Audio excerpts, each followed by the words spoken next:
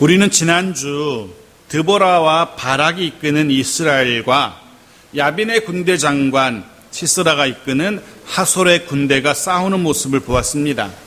그런데 그 전쟁의 이야기를 기록하면서 전쟁과는 전혀 상관없어 보이는, 전쟁의 이야기랑 전혀 관련이 없는 겐사람 헤벨의 이야기가 잠깐 등장했던 것을 보았습니다.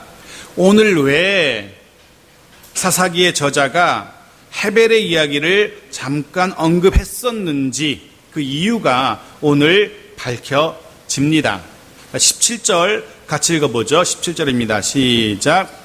시스라가 걸어서 도망하여 겐 사람 헤벨의 아내 야엘의 장막에 이르렀으니 이는 하솔 왕 야빈과 겐 사람 헤벨의 집 사이에는 화평이 있습니다.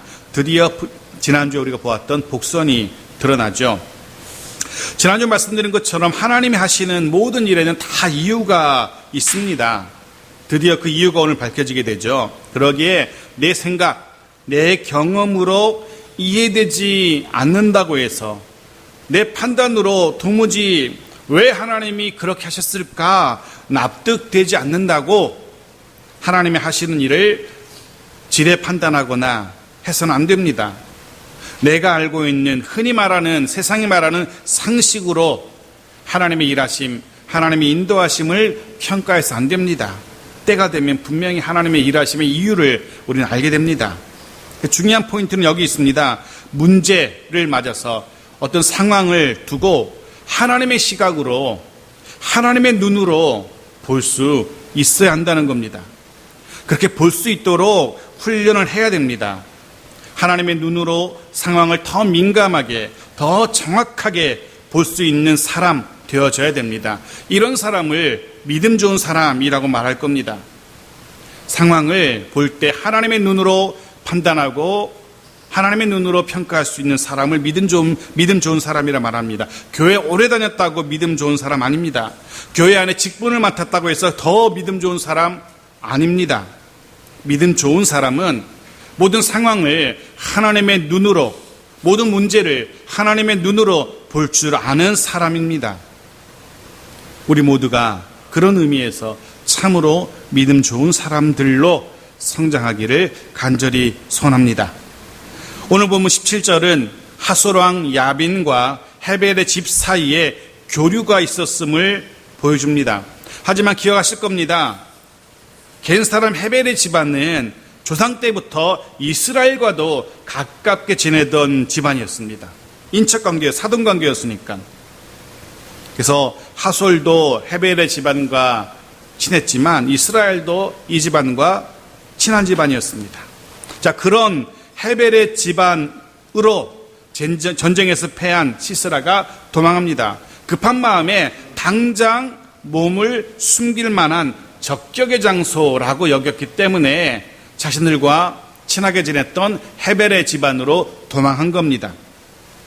거기 가면 살 수 있을 것이라, 거기 가면 안전할 것이라 라고 시스라가 판단한 거죠. 생각한 거죠. 근데 우리가 보는 것처럼 인간의 생각, 인간의 선택이 참 어리석다는 것을 다시 한번 보게 됩니다. 자신의 생각은 옳았다라고 판단했을 겁니다. 자신의 선택이 상당히 지혜로운 선택이었다라고 생각했을 겁니다. 하지만 엄청난 착각이었습니다. 시스라를 보십시오. 그의 선택은 결국 죽음의 자리였습니다. 사람이 그렇습니다. 한 발자국 앞도 볼 수 없는, 알 수 없는 우리들이라는 사실을 다시 한번 깨닫게 됩니다. 우리는 그런 연약한 존재입니다. 그래서 하나님께 물어야 되는 겁니다. 내 선택이 썩 훌륭하고 내 판단이 정확하다면 하나님께 물을 필요 없죠. 내 인생 내가 살면 됩니다. 하지만 내 인생 내가 알 수 없고 내 마음대로 되지 않기 때문에 하나님을 의지해야 되는 겁니다. 하나님께 물어야 되는 겁니다. 혹 더디더라도, 하나님의 응답이 좀 더디더라도 그 응답을 기다려야 됩니다. 그게 더 지혜로운 자고 그게 더 믿음 있는 겁니다. 자, 18절 보십시오. 18절 같이 읽죠. 시작. 야엘이 나가 시스라를 영접하며 그에게 말하되 나의 주여 들어오소서, 내게로 들어오시고 두려워하지 마소서 하며 그가 그 장막에 들어가니 야엘이 이불로 그를 덮으니라. 실제로 야엘이 시스라를 이렇게 안전하게 숨겨줍니다. 두려워하지 말라고 안심시키기까지 합니다. 급히 도망하느라 지친 시스라를 위해서 이불도 친절하게 덮어줍니다. 시스라의 선택이 이리로 가면 안전하겠다, 이리로 가면 살 수 있겠다라는 시스라 선택이 제대로 된 좋은 선택인 듯 보입니다. 하지만 결국은 우리는 알죠. 하나님의 눈으로 보면 이 선택은, 이 판단은 죽음의 선택이었고 죽음의 판단이었습니다. 또 한 가지, 저는 28절을 읽으면서 조금은 삐딱한 시선으로 좀 봤어요. 아니, 왜 야엘이 남의 남자한테 이불을 덮어줘? 이런 생각으로 본문을 좀 봤습니다. 제가 야엘의 남편 헤벨이라면 기분이 썩 안 좋았을 겁니다. 굳이 남의 남자를 숨겨주는 것까지는 서로 집안끼리 친하니까 숨겨주는 것까지는 그렇다 치더라도 굳이 친절하게 이불까지, 그 잠자리에 들어가서 이불까지 덮어줄 건 아닌 것 같아요. 어떤 남자라도 어떤 남편에도 기분이 안 좋을 거예요. 말 그대로 과잉 친절인 것 같습니다. 거기 그치지 않습니다. 또 보십시오. 19절. 그럼 삐딱한 시선으로 보니까 계속 삐딱하게 보여요. 자, 19절 보십시오. 같이 읽죠. 시작. 시스라가 그에게 말하되 청하노니 내게 물을 조금 마시게 하라. 내가 목이 마르다 하매 우유 부대를 열어 그에게 마시게 하고 그를 덮으니. 마음을 놓은 시스라가 물을 부탁해요. 그런데 야엘은 이 물이 아니라 물보다 몇 갑절이나 귀한 우유를 대접해요. 아마도 이 우유는 지금의 요구르트처럼 우유를 저장해서 발효시킨, 당시로는 상당히 귀한 음료였을 겁니다. 지금도 물보다는 이 요거트 훨씬 비쌉니다. 비교도 되지 않게 비쌉니다. 어쩌면 이 발효시킨 이 귀한 우유는 남편이 아껴 먹는 음료일지도 모르겠습니다. 왜냐하면 당시에 바깥에서 일하고 피곤한 몸으로 들어온 남자들이 이 우유 하나, 따뜻한 발효된 우유 한 잔으로 피로를 풀곤 했거든요. 그런 우유입니다. 보통 막 마시는, 물처럼 마시는 우유가 아니라 발효시키고 저장해서 귀하게 마시는 그런 우유.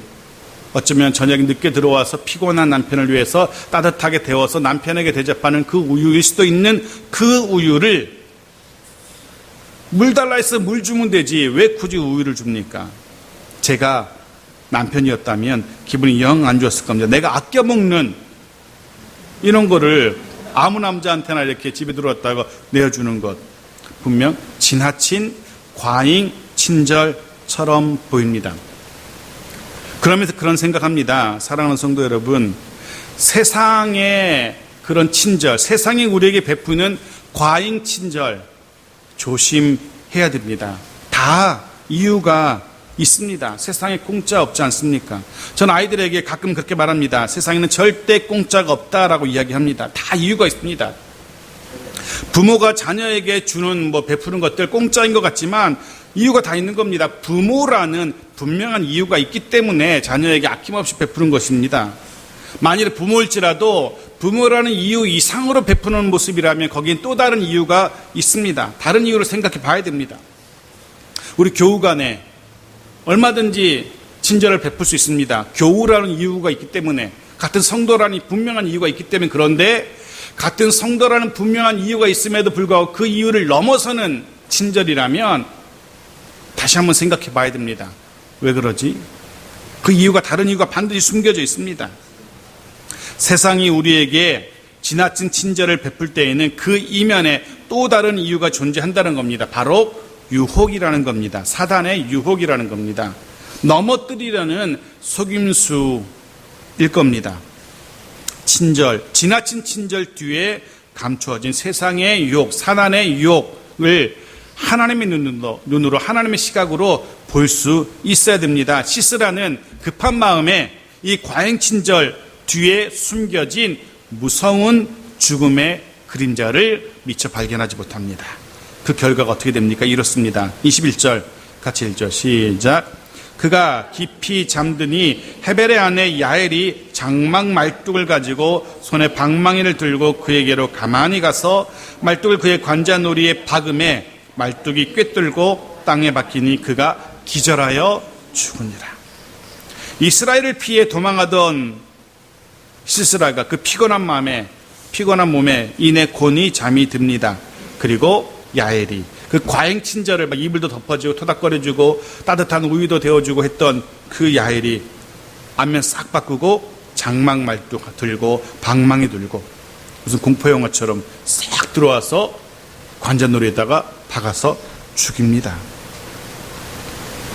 하긴 그 전에 이미 시스라는 죽은 듯이 잠이 들었었어요. 죽은 듯이 잠이 들었다 실제로 죽고 말았는데, 근데 사실 이 일 죽은 듯이 잠든 사람 이렇게 죽이는 것 별로 어려워 보이지 않습니다.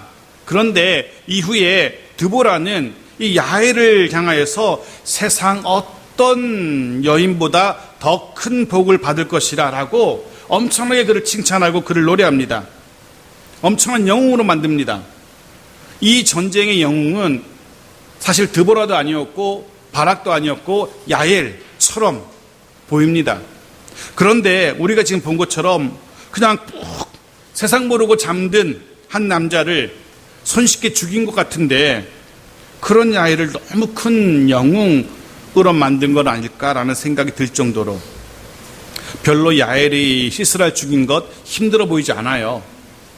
우리말 성경이 편집이 조금 잘못됐다긴 그렇고 조금 아쉬운 부분인데, 우리말 성경은 그가 깊이 잠들었다는 사실을 앞에다 적고 있어가지고 야엘의 행동이 조금은 쉬운 행동인 것처럼 보이는데 실제는 그렇지 않습니다. 원문은 순서가 이렇게 돼요. 히브리어 원문은 제일 먼저 이렇게 나와요.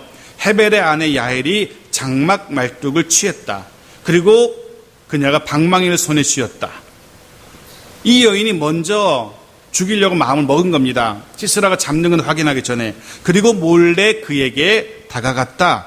그리고 그녀가 그의 관자놀이에 그 말뚝을 박았다. 그리고 그것이 땅에 박혔다. 그가 깊이 잠이 들어 있었다. 잠든 부분은 뒤에 밝혀지는 거예요. 그리고 그가 기절했고 죽었다. 이렇게 문장이 되어 있어요. 지금 성경이 뭘 보여주냐 하면, 야엘은 사실은 자신의 죽음을 각오하고, 자신뿐 아니라 자기 가족의 멸문지화를 각오하고 이 일을 지금 하고 있는 겁니다. 만일에 시스라가 긴장을 늦추지 않고 잠을 자지 않고 그저 눈만 이렇게 감고 있었더라면 일이 달라지는 겁니다. 사실 이렇게 아무리 피곤해도 금방 잠드는 사람이 있고 잠들지 못하는 사람이 있잖아요. 저같이 예민한 사람은, 보긴 좀 둔해 보이지만 예민한 사람은 잠자리 바뀌면 베개 하나만 바뀌어도 몇십 분을 이렇게 뒤척여요. 뒤척이다 이렇게 잠이 들어요. 만일에 시스라가 그런 사람이었더라면 아무리 피곤해도 잠자리가 바뀌어서 잠을 못 자고 눈만 그냥 감고 있었더라면, 혹은 잠이 들긴 들었지만 낯선 발걸음 소리에 눈을 뜰 수도 있는 거잖아요. 사실 이 시스라는 군대 장관이에요. 전쟁터에서 잔뼈가 굵은 사람입니다.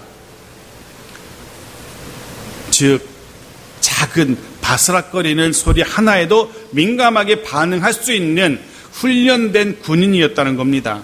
아무리 지치고 고난 상태라 할지라도 이 야엘이라는 여인의 암살 시도 정도는 한 손으로 너끈히 제압할 수 있을 만한 그런 장군이었다는 겁니다. 즉 야엘의 행동이 결코 손쉬운 결정, 손쉬운 행동이 아니었다는 것을 성경은 우리에게 보여주고 있는 겁니다.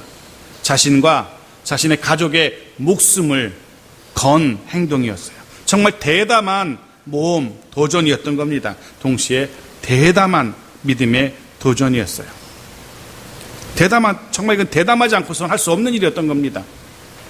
어제 축구 보면서 저는 그런 생각했는데, 손흥민이 막 드리블해서 갈 때 슛을 하려고 그럴 때 난데없이 어디선가 갑자기 나타난 이승우가 공을 뻥 찰 때 속으로 저 자식이 뒷감당 어떻게 하려고 그 순간에 막 들었었는데, 만일에 그게 골이 안 됐으면 이승우는 아마 한국에서 매장됐을 겁니다. 아마. 정말 대담한 행동이었잖아요. 골이 돼서 다행이지만 정말 대담한 행동이었는데, 야엘은 그보다 훨씬 더 목숨을 건 대담한 도전이었어요. 그러기에 드보라의 이후의 노래처럼 하나님의 복을, 누구보다 큰 복을 누릴 자격이 충분했다는 사실을 성경은 우리에게 보여주고 있어요. 자, 그 다음 궁금한 게 생깁니다. 그럼 왜 야엘이, 이 여인이 왜 이런 위험한 모험, 왜 이 위험한 선택을 했을까? 자칫 잘못하면 자신뿐 아니라 자기 목숨은 물론이거니와 자기의 가족들, 남편, 아이들 모두가 다 위험해지는 선택입니다. 저 같으면 제가 야엘의 입장이었다면 그냥 한숨 자게 내떴다가 그냥 일어나서 고마워하고 가게끔, 그렇게 하면 아무 문제 없잖아요. 잘 잤어요. 고맙습니다. 숨겨져서 다음에 은혜를 갚죠. 하고 그냥 돌려보내게 했으면 아무런 문제가 없습니다. 굳이 위험을, 모험을 할 필요가 없어 보입니다. 그랬더라면 위기도 없었을 거예요. 하지만 거꾸로 생각하면 이런 도전이, 모험이 없었더라면 위기도 없었겠지만 하나님의 복을 누릴 수 있는 기회도 없었을 겁니다. 야엘은 전쟁의 승기가 이스라엘에게로 기운 것을 알았어요. 누구나 알 수 있죠, 사실은. 여호와 하나님께서 건기에 비를 내리셨고 그 비로 인하여서 시스라의 이 철병거가 무용지물이 되었다는 사실을 그는 알고 있었습니다. 그리고 이후로도 야빈은, 하솔은 결코 이 하나님이 계시는 이스라엘을 이길 수 없다라는 사실을 야엘은 깨달은 겁니다. 해서 지금 야엘은 하나님 편에 서기로 한 겁니다.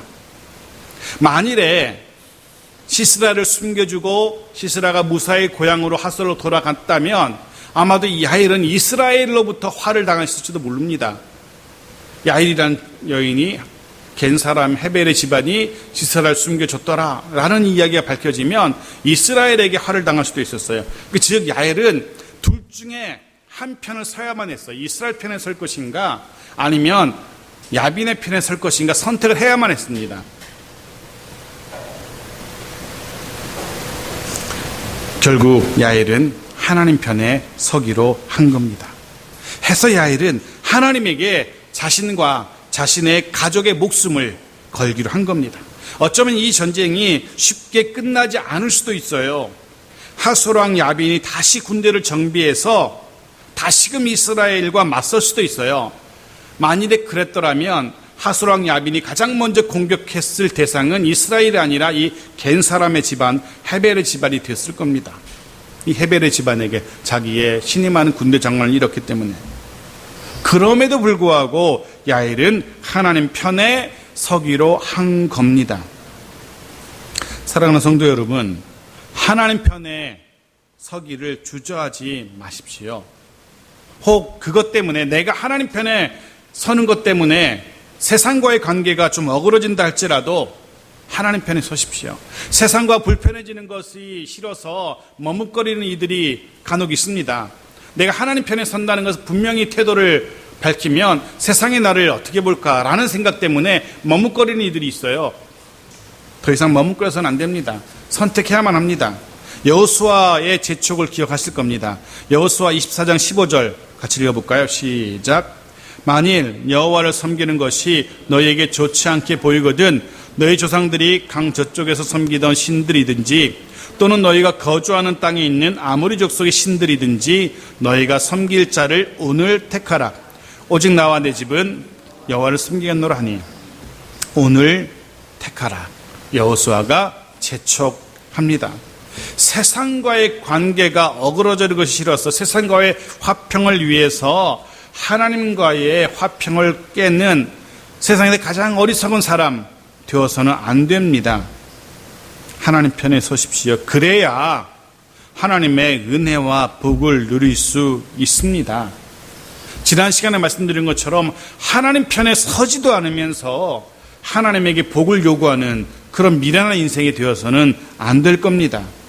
하나님 편에 설 수 있는 우리 모두가 되어지고 그를 통하여서 하나님의 은혜와 복을 누릴 수 있기를 간절히 소원합니다. 사실 이 장면, 야벨이, 이 여인이 시스라를 죽이는 이 장면을 영화로 만든다면 분명 청소년 관람 불가의 영화가 될 겁니다. 사방으로 피가 튀고 잔인한 장면이 화면을 가득 채울 겁니다. 얼마나 잔인한가 생각해 보십시오. 섬뜩한 여인이 말뚝 잡고 방망이 들고 남자에게 다가가서 머리를 박아 죽인다는 엄청 잔인한 영화가 될 겁니다. 이런 말이 어떨지 모르지만 이왕 죽이기로 결정했다면 아까 마시게 했던 우유 있지 않습니까? 그 우유에 살며시 독, 청산가리 같은 거 이런 거 아주 극약, 살며시 그 한 방울만 떨어뜨리면 깔끔하게 험한 걸 안 보고 죽일 수도 있었을 텐데 굳이 잠든 사람을 말뚝으로 그것도 얼굴을 뚫고 땅에 박힐 정도로 너무 잔인해 보이잖아요. 이왕 죽일 거면 수면제를 엄청 먹여서 이스라엘 편에 넘겨주든지 독약을 타서 먹이든지 하면 깔끔하게 죽일 수 있었을 텐데 굉장히 잔인해 보여요. 그런데 성경은 이 야엘의 행동을 보면서 그 어디에도 잔인하다고 표현하지 않아요. 무모했다라고 그렇게 표현하지 않아요. 심지어는 5장 24절 다시 한번 보십시오. 제가 아까 말씀드린 드보라의 노래 중에 나오는 본문입니다. 같이 읽죠. 시작. 겐 사람 헤벨의 아내 야엘은 다른 여인들보다 복을 받을 것이니 장막에 있는 여인들보다 더욱 복을 받을 것이로다. 드보라가 승리에 대한 노래를 하나님께 드리면서 겐 사람 헤벨의 아내 야엘을 축복합니다. 그 어떤 여인보다 더욱 큰 복을 받을 것이라 라고 오히려 야엘의 이 잔인한 행동을, 이 무자비한 행동을 축복하고 있어요. 성경은 지금 이 야엘의 이 잔인한 행동을 여호와의 열심을 가지고 하나님 나라 백성의 원수를 심판한 정당한 행위로 보고 있는 겁니다. 게다가 야엘의 이 행동은 하나님의 약속을 성취한 대담한 모험이기도 했습니다. 이미 드보라를 통해서 하나님은 시스라가 여인의 손에 죽을 것이라 라고 예언한 바가 있어요. 4장 9절 보십시오. 같이 읽죠. 시작. 이르되 내가 반드시 너와 함께 가리라. 그러나 내가 이번에 가는 길에서는 영원 얻지 못하리니 이는 여호와께서 시스라를 여인의 손에 파실 것임이니라 하고 드보라가 일어나 바락과 함께 게데스로 가니라. 하나님께서는 여인의 손에 시스라가 죽을 것을 이미 말씀하셨어요. 야엘의 이 조금 잔인해 보이는 이 행동으로 인해서, 이 믿음의 행동으로 인해서 하나님의 말씀이 성취된 겁니다. 말씀을 묵상하면서 그런 생각을 해봤습니다. 저와 여러분의 믿음으로 인하여, 저와 여러분의 믿음의 결단으로 인하여 하나님의 말씀이 저와 여러분의 삶 속에서 실제로 성취되는 그런 복을 누리게 되기를 소원합니다. 믿음의 결단으로 인하여 하나님의 복을 누리는 다른 사람들 부러워만 할 것이 아니라 우리가 그 복을 누릴 수 있기를 원합니다. 그러려면은 머뭇거리지 말아야 됩니다. 세상 편에 설까? 하나님 편에 설까? 어떤 게 내게 더 유리할까? 계단기 두드리지 마십시오. 하나님 편에 서야 됩니다. 믿음으로 결단해야 됩니다. 결국 이 전쟁은 이스라엘의 일방적인 승리로 끝납니다. 23절과 24절 이 전쟁을 요약하고 있어요. 자, 23절 보십시오. 같이 읽죠. 시작. 이와 같이 이날에 하나님이 가나안 왕 야빈을 이스라엘 자손 앞에 굴복하게 하신지라. 전쟁을 요약하면서 이렇게 기록해요. 사실 이 전쟁은 드보라가 시작한 전쟁이었어요. 드보라가 군사를 모으고 군대 장관으로 바락을 부르고 시스라가 시작한 전쟁이었어요. 군대는 바락이 지휘했습니다. 물론 이 시스라를 죽인 사람은 야엘이라는 여인이었어요. 하지만 이 전쟁을 기록에 남기면서 이 전쟁을 정리하면서 전쟁의 승리의 이유를 적고 있는 이 본문에서 드보라의 이름도 적히지 않습니다. 바락의 이름도 적히지 않습니다. 심지어는 전쟁의 최고의 순을 세웠던 야엘의 이름도 적히지 않습니다. 누구의 이름만 적고 있습니까? 하나님의 이름만 기록되고 있을 뿐입니다. 이유가 뭡니까? 이 전쟁의 승리의 이유는 1등 공신은 하나님이시기 때문에 그렇습니다. 드보라도 아니고 바락도 아니고 야엘도 아니라는 겁니다. 하나님께서 승리하게 하신 겁니다. 24절 보십시오. 같이 읽죠. 이스라엘 자손의 손이 가나안 왕 야빈을 점점 더 눌러서 마침내 가나안 왕 야빈을 진멸하였더라. 이스라엘 전체 공동체를 이 승리의 기록에 남깁니다. 하지만 우리는 이스라엘이 아니라 실제로는 하나님의 손이 이스라엘로 하여금 이 전쟁을 승리케 하셨다는 사실을 우리는 알고 있습니다. 이스라엘의 전쟁의 이야기에서만이 아니라 우리의 모든 삶의 현장 속에서도 하나님의 손길을, 하나님의 승리케 하시는 그 모습을 우리가 느낄 수 있기를 소원합니다. 우리의 손길과 함께 하시는 하나님의 손길을 느낄 수 있기를 소원합니다. 이기게 하시는, 해결하게 하시는, 뛰어넘게 하시는 하나님의 그 손길 느낄 수 있기를 바랍니다. 자, 이제 마지막으로 4장을 정리합니다. 자, 4장을 정리할게요. 겉으로 드러난 사실은 이렇습니다. 하나님은 드보라 또 야엘이라는 두 여인의 손길을 통하여서 전쟁을 승리하도록 하셨죠. 그죠? 드보라, 야엘이라는 두 여인을 중심으로 해서 이 전쟁을 승리하게 하셨어요. 드보라, 야엘이라는 두 여인을 통해서 이스라엘을 야빈의 압제에서 구원하셨습니다. 여러분 기억하십니까? 드보라라는 이름의 뜻이 무엇인지 기억하십니까? 드보라라는 이름, 꿀벌이라는 뜻이었다라고 제가 말씀드린 바가 있습니다. 드보라의 이름의 뜻은 꿀벌입니다. 자, 그럼 야엘이라는 이 여인의 이름의 뜻은 무엇일까요? 오늘 설교 제목이기도 합니다. 산염소라는 뜻입니다. 산염소.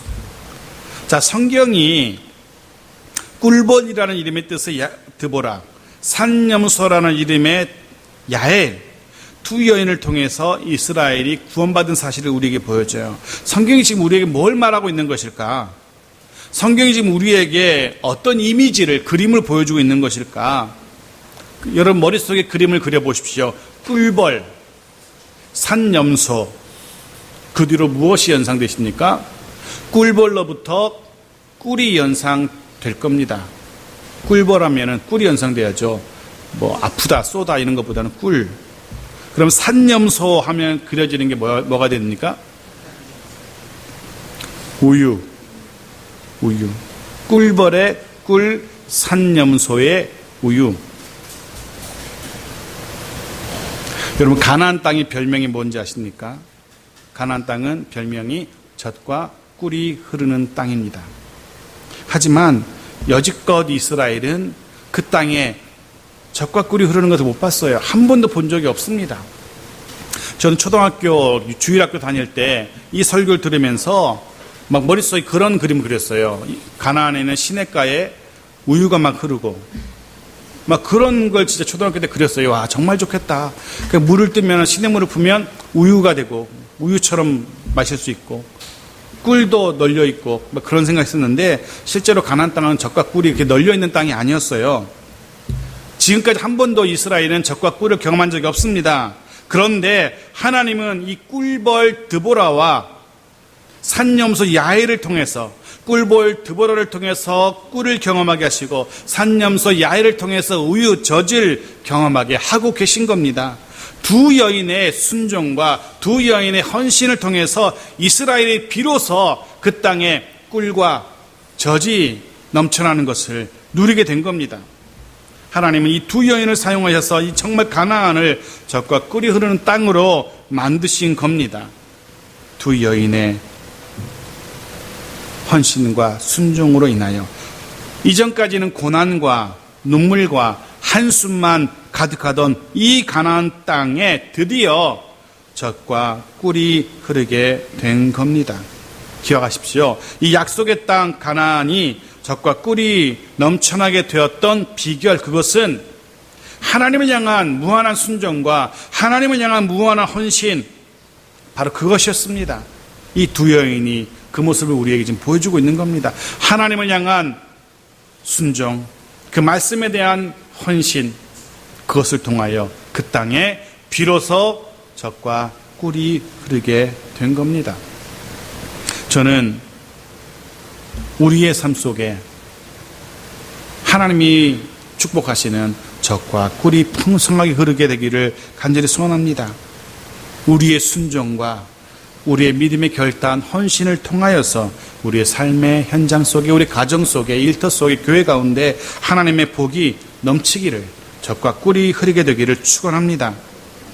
저와 여러분의 믿음의 결단, 헌신을 통하여 그렇게 우리 가정에 젖과 꿀이 풍성한 가나안처럼 되어지기를 주의 이름으로 축원합니다.